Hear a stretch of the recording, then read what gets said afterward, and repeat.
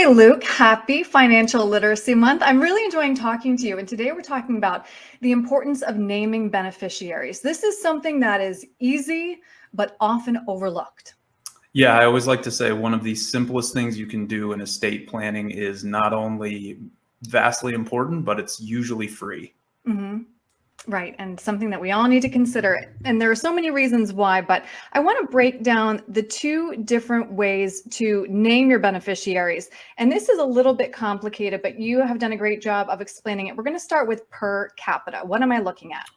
Yeah, so the default way that you would name a beneficiary would be per capita. You would list, your children in most examples. What we're looking at here in this graphic would be person A is leaving money to their children, B, C, and D. Mm-hmm. Obviously, in this example, B and A have both passed away. Mm-hmm. So if this were the case and B were deceased, their piece of the inheritance would be divided evenly among their brothers and sisters, C and D. So as you can see, C and D are inheriting half of the estate each. Grandchildren B1 and B2 would be left no part of the estate in a per capita beneficiary example. And then the other option that we have would be per Stirpes. Explain how this is different.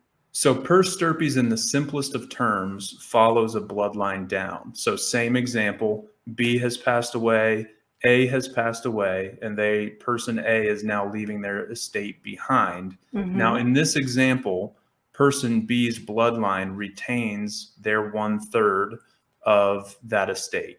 So as you can see, grandchildren B1 and B2 have inherited half of their parents' portion, and then C and D still get their 1/3.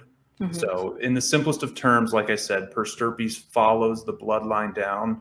One of the biggest things for people is that they don't want to unintentionally uninherit their families. So sometimes if you don't know the difference between the two and you don't check the box for per Stirpes, you could be unintentionally uninheriting your grandchildren. It's very serious. All right, this is such an important rule there. And again, just to remind everybody, we do have a whole bunch of videos for everybody who's watching these on all your socials and your website. Luke, thank you. Thanks, Erin.